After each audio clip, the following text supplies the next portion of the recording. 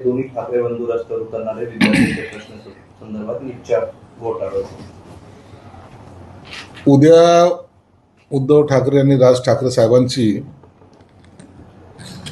तिरंगा रॅली आहे. जंतर मंतरवर घडलेल्या घटनाच्या निषेधार्थ तो रॅली आहे असं मानलं जात आहे.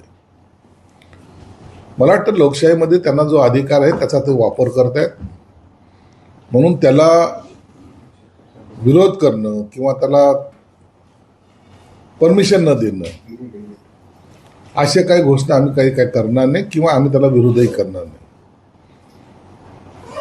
म्हणून त्यांचा फक्त मोर्चा शांततेने व्हावा, चांगला व्हावा, त्यांच्या भावना निश्चितच केंद्रापर्यंत पोहोचाव्या यासाठी त्यांनी तो केलेला प्रयत्न आहे.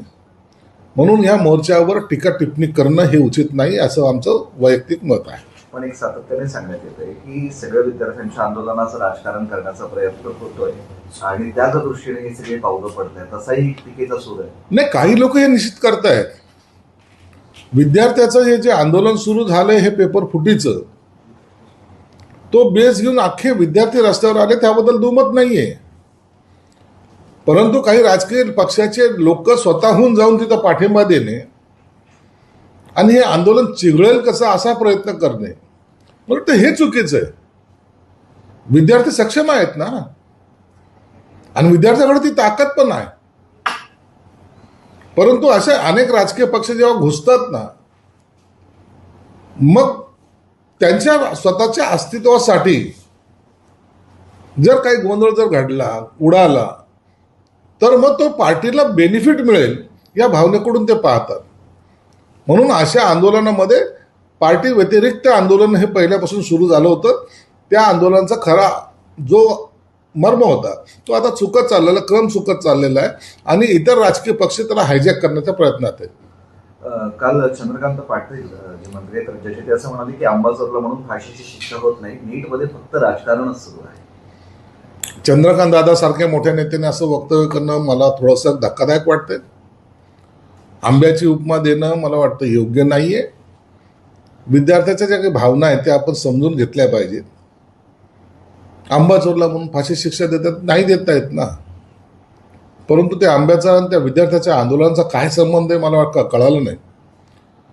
परंतु कदाचित त्यांची ती लाईन असावी, म्हणून त्यांच्यावर आता आम्ही माहितीमध्ये असल्यामुळे काही कॉमेंट्स करू शकत नाही. आता RSS ची मोहन भागवत हे म्हणाले की आजचा युवा प्रश्न विचारतोय, त्याच्या प्रश्नांची उत्तरं देण्यासाठी आपण सरकारने बांधील असलं पाहिजे, त्यांनी काय टोचलंय. तर आमचं भूमिका तीच असली पाहिजे ना. हे विद्यार्थी कुणाचे आहेत? आपले. हे विद्यार्थी कशासाठी लढतायत? स्वतःच्या हक्कासाठी. ह्या विद्यार्थ्यावर लाठीचार्ज कोण करतायत? पोलीसवाले करतायत.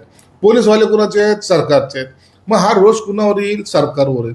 म्हणून अशा वेळेला विद्यार्थ्याकडे सहानुभूतीने पाहणं, त्यांच्या मागण्याचा विचार करणं, ही जबाबदारी सरकारची आहेच ना आमची.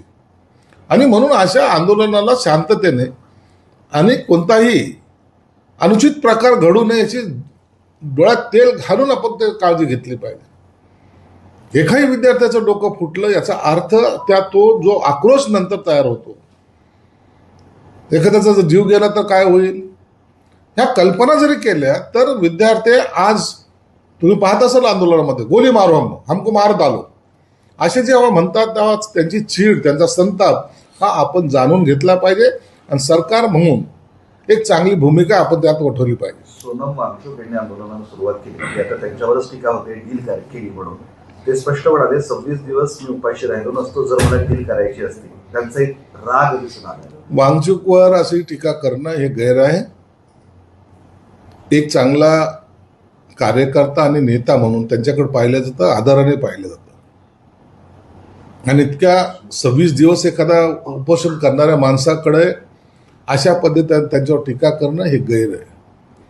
तत्वाने जगणारी काही लोक जे असतात त्याच्यामध्ये वांगचूक एक आहेत. म्हणून मला तरी वाटतं की ते विरोधात जरी असले तरी त्यांच्या निष्ठेवर कुणीही शंका घेऊ नये. 3 वाजेपर्यंतची दुपारची वेळ दिली आता विद्यार्थ्यांनी. आयदर राजीनामा किंवा मग आंदोलन अजून पेटणार, आणि त्यात इतक्यांना टायफॉइड झाल्याचंही निष्पन्न झालेलं आहे. सरकारने मला वाटतं अनेक ठिकाणी अनेक वाटेतून त्यांना बोलवण्याचा प्रयत्न केला, त्यांची चर्चा सुरू झालेल्या आहेत. मला वाटतं काही निर्णय आज कदाचित होईल पण असा एक अंदाज आहे. दिपकेने सुद्धा सांगेल की ह्या आंदोलनामध्ये स्वतःची सुद्धा काळजी घ्या. आंदोलनाचं नेतृत्व करत असताना आंदोलनाचा जो मुखिया असतो तो आजारी पडण्याचं लक्षण हे योग्य नाही आहे, ठीक नाही आहे. याच्यासाठी औषधोपचार घ्या, चांगले तंदुरुस्त राहा. निश्चित तुमच्या मागण्याचा विचार केंद्र सरकार करेल. फडणवीस सरकारने मंत्र्यांची सुरक्षा जी वाढवली त्यावरती संजय राऊतांनी टीका केली. सर्वच मंत्र्यांनी जी सुरक्षा वाढवली, या सर्वांची सुरक्षा वाढवण्याचा निर्णय हा दूरदृष्टीचा आहे असं त्यांचं म्हणणं आहे. कारण महाराष्ट्रात नव्हे तर देशात वातावरण बिघडलंय, नेत्यांनी बाहेर फिरू नये, बाहेर वादळ घुमतंय, गंभीर परिस्थिती निर्माण झाली, त्यामुळे मंत्र्यांनी काळजी घ्यायला हवी आणि केंद्र सरकारने लष्कराची मदत मागवायला लागेल अशी स्थिती आहे. संजय राऊतला कधीही सगळं पिवळंच दिसतं,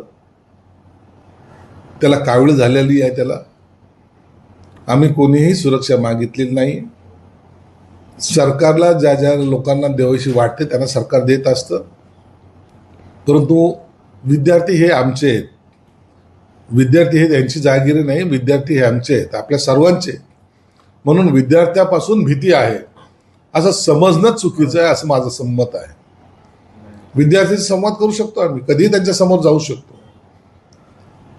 ते काही पर्याय नाहीत, ते काही अतिरेकी नाहीत, ते काही दुसऱ्या देशातले नाहीत.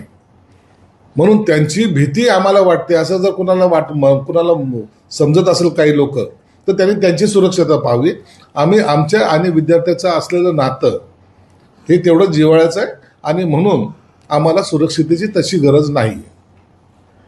काल एक बैठक झाली मोदींची, त्यात अशी एक चर्चा झाली या सगळ्या गोष्टी की आता सगळ्याच मंत्र्यांनी इंस्टाग्रामवर छोटे छोटे व्हिडिओ टाकावे, इथे शासकीय योजनांचे आता रील्स बनवावे, यातूनच आपण तरुणांपर्यंत पोहोचू शकतो या निष्कर्षापर्यंत हे आले. म्हणजे या आंदोलनातून एक धडा घेतलेला दिसतोय. नाही, आता हे आंदोलनामधून धडा घेतला किंवा मोदींच्या त्यांच्या पक्षाबद्दलचं असलेलं त्यांनी जे काही आदेश दिलेला आहे ते त्यांचे कार्यकर्ते फॉलो करतील ना. काय करावं हा त्यांच्या पक्षाचा अंतर्गत प्रश्न येतो.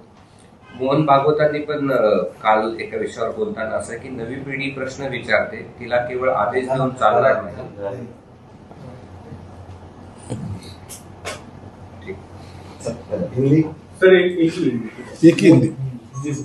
आणि त्यांना प्रश्न विचारला काल की तुम्ही पालकमंत्री होणार आहे, त्यांनी हात जोडले, मात्र जाताना शेवटी संकटाचा प्रश्न विचारत जाऊ नका असंही म्हटलं.